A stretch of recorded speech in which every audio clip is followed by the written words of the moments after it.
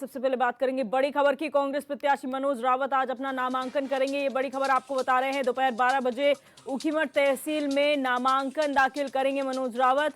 नामांकन के बाद कांग्रेस कार्यकर्ताओं से भी मुलाकात वो करेंगे। रामलीला मैदान अगस्त्य मुनि में जनसभा को संबोधित करेंगे मनोज रावत। तो ये बड़ी खबर आपको बता रहे हैं, जहां पर केदारनाथ उपचुनाव के लिए प्रत्याशियों का ऐलान हो चुका है। कांग्रेस ने मनोज रावत पर एक बार फिर भरोसा जताया है और अपना प्रत्याशी केदारनाथ उपचुनाव का बनाया है। आज उनका नामांकन है। दोपहर 12 बजे ऊखीमठ तहसील में मनोज रावत नामांकन दाखिल करेंगे। इसके बाद वो कांग्रेस कार्यकर्ताओं से मुलाकात करेंगे। वहीं आपको बता दें कि एक भव्य रोड शो भी होगा और रामलीला मैदान अगस्त्य मुनि में मनोज रावत जनसभा को भी संबोधित करेंगे।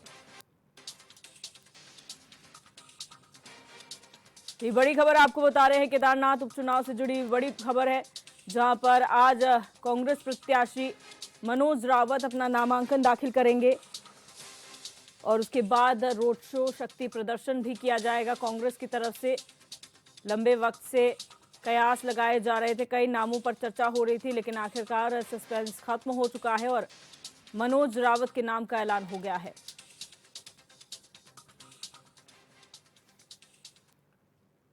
और हमारे संवाददाता हिमांशु गौड़ हमारे साथ लाइव जुड़ चुके हैं। हिमांशु, एक तरफ भारतीय जनता पार्टी ने अपना प्रत्याशी घोषित कर दिया, तो कांग्रेस ने भी मनोज रावत पर एक बार फिर भरोसा जताया है।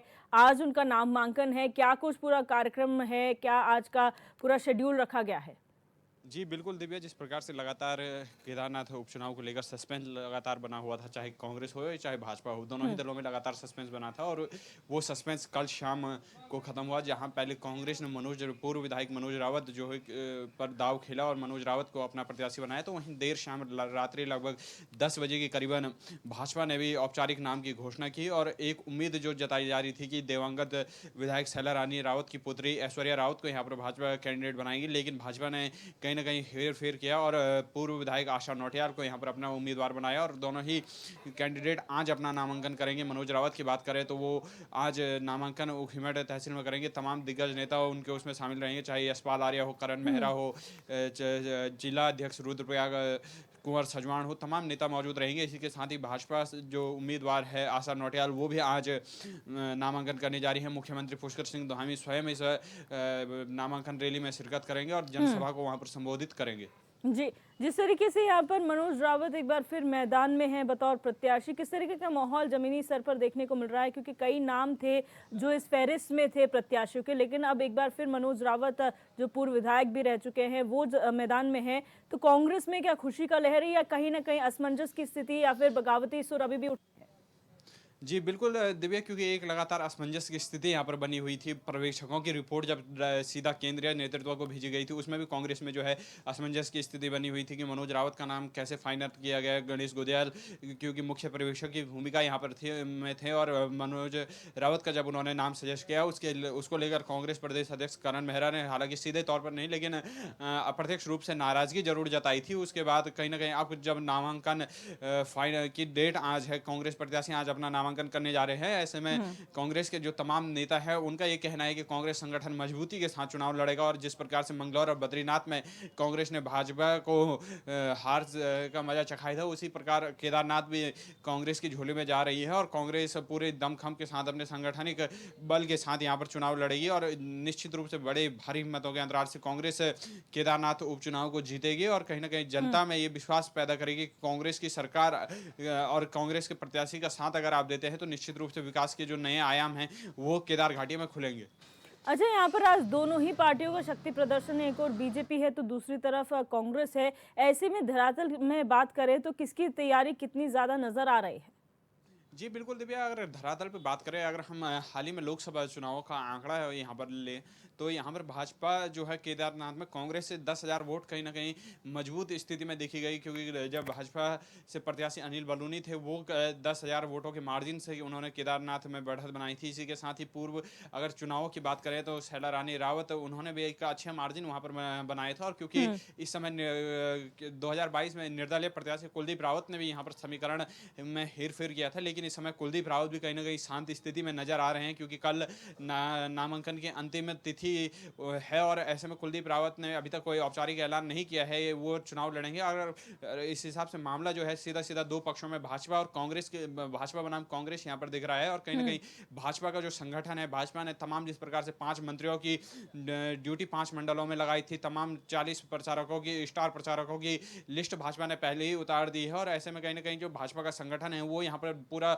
दमखम दिखा रहा है। और कहीं न कहीं अभी तक का जो समीकरण देखा जा सकता है, भाजपा कहीं न कहीं मजबूत स्थिति में इस समय केदारनाथ में कांग्रेस के एवज में दिख रही है। लेकिन कांग्रेस की कहीं न कहीं अभी भी कांग्रेस तैयारियों में जुटी हुई है और नामांकन के बाद किस प्रकार की रणनीति कांग्रेस बनाती है वो देखने वाली बात होगी। बिल्कुल, बहुत शुक्रिया हिमांशु हमारे साथ जुड़ने के लिए और तमाम जानकारी साझा करने के लिए।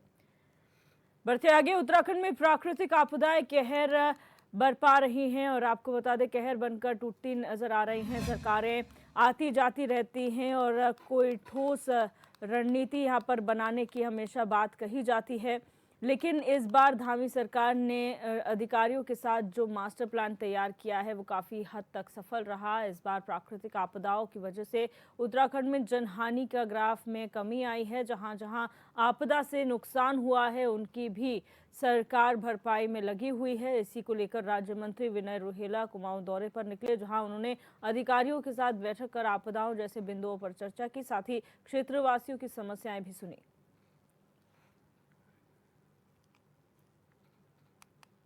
जब आपदा प्रारंभ थी उससे 3 महीने पहले ही तैयारी बैठक कर कर पूरे आपदा के विषय का न्यूनीकरण करने का पूरा प्रयास किया, यानी कि कम मनुष्य हानि हो, कम पशु हानि हो, संपत्तियों का कम नुकसान हो। इस प्रकार से पूरे राज्य के अंदर बहुत बड़ी आपदा आई है। उस आपदा के क्षेत्र में आपने टिहरी जिले के अंतर्गत घनसाली क्षेत्र में लगातार 2 बार बादल फटे, केदारनाथ जी के अंदर 2 बार बादल फटा। इसी प्रकार से जो है चंपावत में बहुत पानी की 3 गुनी मात्रा में पानी नदियों के अंदर आया, डिस्चार्ज बहुत रहा। और प्रदेश के अंदर विभिन्न स्थानों पर लगातार आपदा आती रही, लेकिन प्रशासन और शासन और मुख्यमंत्री जी के नेतृत्व में पूरी सब टीम ने मिलकर बहुत अच्छा कार्य मुख्यमंत्री के नेतृत्व में इस प्रदेश के अंदर किया।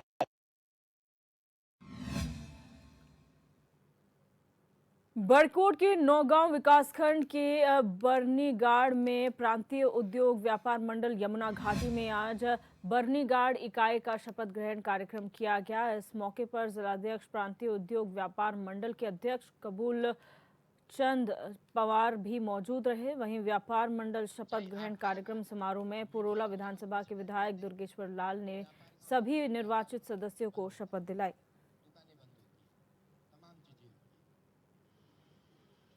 और नुकसान व्यापारियों की व्यापार जो व्यापारी है वो हमारी रीढ़ की हड्डी होती है। उनकी जो भी समस्याएं थी उन्होंने अपने आज हमारे समक्ष रखी है और कई बार उन्होंने अपने लोगों से और विभिन्न माध्यमों से सरकार तक पहुंचाने की बात करी। आज मुझे जो है प्रत्यक्ष रूप से उन्होंने ज्ञापन भी दिया और मुझे लगता है कि व्यापार मंडल के जो अधिकार है वो संरक्षण रहना बहुत जरूरी है, क्योंकि ये हमारी एक जो है एक बैकबोन से। आज का जो हमारा नगर व्यापार मंडल बरनीघाट एक बहुत छोटी सी इकाई है और बहुत दिव्य और भव्य इसमें शपथ ग्रहण समारोह हमारा बहुत संपन्न हो। इसमें माननीय विधायक जी थे और एक समाज सेवी विनोद डोभाल जी थे और बाकी हमारी जिला टीम पूरी प्रदेश की टीम थी। बहुत दिव्य और भव्य रहा।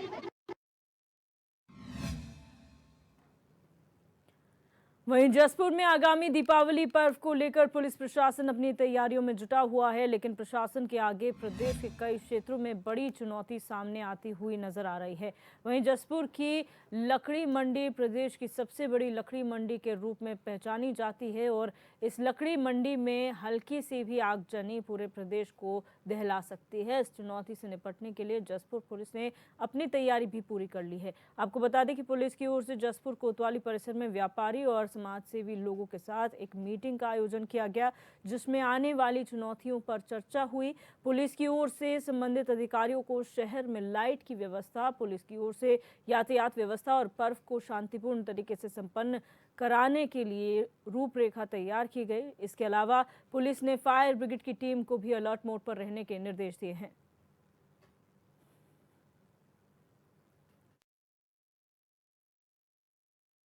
हर वर्ष की तरह इस बार भी दिवाली का त्यौहार है और लगातार हर साल जो है बाजार में भीड़ बढ़ती जा रही है। तो इस संबंध में आज हमने व्यापार मंडल के लिए और अमन चैन के जितने भी सदस्य हैं उनको यहाँ हमने बुलाया, उनसे पुरानी समस्या सुनी भी कि यहाँ क्या मेन समस्या है। तो उन्होंने बताया भाई एक तो लाइट, ये सब बता जहाँ जहाँ लाइट ख़राब है, पोल में लाइट नहीं है वो देख लेंगे, और जहाँ बाज़ार में जो ई रिक्शा की वजह से जहाँ यातायात बाधित होता है, जाम हो जाता है, तो ई रिक्शाओं को भी जो है इस त्यौहार तक अंदर आने के लिए अनुमति नहीं दी जाएगी। तीसरा जो है इन्होंने कहा जहाँ पटाखे की दुकान लगेंगी वहाँ हमारे परमानेंट 3 दिन वहाँ हमारी फायर ब्रिगेड गाड़ी रहेगी। खबर अल्मोड़ा से है, जहां मुखबिर की सूचना पर वन विभाग की टीम ने बिना नंबर के वाहन की तलाशी ली, जिसमें वन विभाग की टीम ने हाथ 246 टिन अवैध लीसा लगा है। वहीं इसी बीच शातिर लीसा तस्कर वन विभाग को चकमा देकर मौके से फरार होने में कामयाब रहे। वन विभाग ने घटना पर संबंधित धाराओं के तहत केस दर्ज कर लिया है और तस्करों का पता लगाने में जुटी हुई है।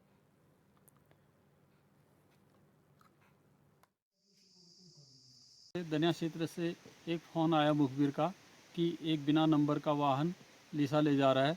मैं अपने मातहतों को साथ लेकर के तत्काल अपने निजी वाहन से दनिया की ओर को चल पड़ा और दनिया और ध्याड़ी पहुंच गया था, परंतु वाहन का कहीं पता नहीं चला। मैंने तत्काल मुखबिर को से संपर्क किया तो मुखबिर द्वारा बताया गया कि हो सकता है वो मेन रोड में ही साइड को जो रोड कटी हैं उन रोडों को चला गया हो। मैंने दनिया और धौला देवी के बीच से एक रोड कटती है पोखरी और चिल को, जो गुणादित्य में मिलती है, उस रोड पे आए तो 246 टन लीसा जो था वो मोटर रोड पर फेंका हुआ था। हो सकता है उसी वाहन से वो फेंका गया हो और वाहन भाग गया हो। केदारनाथ उपचुनाव के लिए नामांकन की अंतिम तारीख नजदीक है। वहीं कांग्रेस कोऑर्डिनेशन कमेटी ने केदारनाथ उपचुनाव के लिए मंथन किया। उधर प्रदेश के महाविद्यालयों में छात्र संघ चुनाव को भी सरकार ने कराने से इनकार कर दिया है। इन्हीं तमाम मुद्दों को लेकर HNN 24/7 ने नेता प्रतिपक्ष यशपाल आर्य से खास बातचीत की।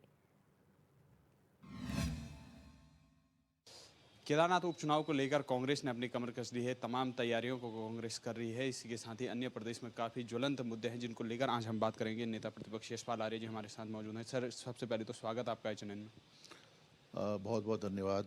सर, केदारनाथ उपचुनाव अब सिर पर है, कैसी तैयारियां कांग्रेस की हैं, क्या रणनीति रहने वाली है केदारनाथ में? हाँ, देखिए, निश्चित रूप से केदारनाथ उपचुनाव बहुत ही महत्वपूर्ण है और कांग्रेस पूरी तरह इस चुनाव के लिए एकजुट भी है। आज भी हमारी कोऑर्डिनेशन कमेटी की समन्वय समिति की बैठक हुई है, जिसमें हमारे सह प्रभारी और प्रदेश कांग्रेस के अध्यक्ष जी और सभी सीनियर लीडर्स इसमें शामिल हुए हैं। एक रूपरेखा बनी है, रणनीति बनी है और जिस तरह से भाजपा धन बल का इस्तेमाल करती रही है, सरकारी मशीनरी का दुरुपयोग करती रही है, सत्ता का दुरुपयोग करती रही है, उसको दृष्टिगत रखते हुए विस्तार से विमर्श हुआ है और सभी सीनियर लीडर्स को जिम्मेदारी दी गई है। सेक्टर वाइज हम काम करने जा रहे हैं, पोलिंग बूथ इकाइयाँ हमारी मजबूत हों, इस दिशा में जो हमारे नेता हैं या हमारे सहयोगी कार्यकर्ता हैं उनको साथ बैठकर आने वाले कुछ दिनों में हम एक और बैठक करेंगे। एक ठोस रणनीति तैयार की जाएगी और भाजपा का जो चुनावी इसके दौर में जिस तरह से उन्होंने माननीय मंत्रीगणों को सेक्टर वाइज जिम्मेदारी दी है, 5 मंत्री लगा दिए गए हैं, ये साबित करता है कि भारतीय जनता पार्टी डरी हुई है। लगातार भाजपा ये आरोप लगा रही है कि कांग्रेस कितना भी प्रयास कर ले लेकिन केदारनाथ भाजपा ही फतेह करेगी, क्या कुछ कहना है? हाँ, वो आरोप नहीं है, वो मैंने कहा ना कि जब बद्रीनाथ का उपचुनाव हो रहा था और मंगलौर का उपचुनाव हो रहा था, तब भी उन्होंने यही बात कही थी। और केदारनाथ के साथ, वहाँ की महान जनता के साथ जिस तरह से भारतीय जनता पार्टी सरकार ने खिलवाड़ किया है, आपदा से पूरा प्रदेश और पूरा केदारनाथ प्रभावित है। गौरीकुंड से लेकर सोनप्रयाग में स्थिति बदतर हो गई थी और आज भी इसमें कोई सुधार नहीं दिखाई दे रहा है। पलायन हो रहा है, बेरोजगारी है। और दूसरी तरफ जो हमारे छोटे कारोबारी हैं, जिनकी आय का जरिया यात्रा पर निर्भर करता है, यात्रा रूट डिस्टर्ब रहा है। ऑनलाइन जिस तरह से यात्रियों को अनुमति दी, उससे भी उनके कारोबार में असर पड़ा है। और मेरा मानना है कि जनता क्षुब्ध है, वो चाहती है, बदलाव चाहती है। विकास ठप है, उत्पीड़न हो रहा है महिलाओं के साथ, जिस तरह से आपराधिक मामले बढ़े हैं, जिस तरह से चुनाव के दौरान धर्म जाति की राजनीति भारतीय जनता पार्टी कर रही है। इनका एक ही एजेंडा है और जनता समझ चुकी है। और मेरा निश्चित रूप से कहना है कि कांग्रेस इस चुनाव में विजयश्री हासिल करेगी। पंचायत और निकाय चुनाव को सरकार लगातार टाल रही है, इसके ऊपर आपका क्या कहना है? नहीं, आखिर कब तक? माननीय उच्च न्यायालय ने भी संज्ञान लिया है और निर्देश भी दिए हैं और हम भी तैयारी कर रहे हैं। लेकिन सरकार चुनाव से बचना चाहती है, डरी हुई है। लेकिन आखिर कब तक? चुनाव तो होना ही है। और आज भी हमारी समन्वय समिति की बैठक में विस्तृत चर्चा हुई है। पर्यवेक्षक हम जनपदवार भेज रहे हैं, विधानसभा वार हमारे पर्यवेक्षक जा रहे हैं। जो नगर निगम है, हमारी नगर पालिकाएँ हैं, नगर परिषदें हैं, सभी साथियों के साथ विचार विमर्श करने के उपरांत रिपोर्ट प्रदेश कांग्रेस कमेटी को सौंपी जाएगी। और हमने स्पष्ट रूप से कहा है कि जो भी पर्यवेक्षक हैं वह वहाँ पर विस्तार से चर्चा भी करें और समय भी दें, जिससे कि एक ठोस रूपरेखा हमारे सामने आ सके कौन बेहतर उम्मीदवार हैं। अभी चुनाव का जो हमारे जो चुनाव की जो किस तरह के प्रत्याशी होंगे ये तय नहीं हुआ है। किस कैटेगरी के प्रत्याशी चुनाव लड़ेंगे डिसाइड नहीं है, लेकिन हमारी तैयारियां पूरी हैं। सर, एक रोचक पहलू इस बार सामने आया है। निकाय और पंचायत तो समझ में आता है डिले सरकार कर रही है, लेकिन छात्र संघ राजनीति में भी अब कहीं ना कहीं सरकार इंटरफेयर कर रही है और छात्र संघ चुनाव को भी इस बार कैंसिल कर दिया गया है। क्या कहना है? देखिए, लोकतांत्रिक अधिकारों का हनन है। संवैधानिक जो व्यवस्था है उस पर कुठाराघात भी है, हमला भी है। और युवा उद्वेलित हैं आज। लिंग 2 कमेटी की जो सिफारिश थी उसके अनुरूप इन्होंने चुनाव नहीं कराए। और आज पूरे प्रदेश में युवा वर्ग जो छात्र राजनीति में जिनका भूमिका रहती है, आज वो लोग सड़कों पर उतरने को बाध्य हैं।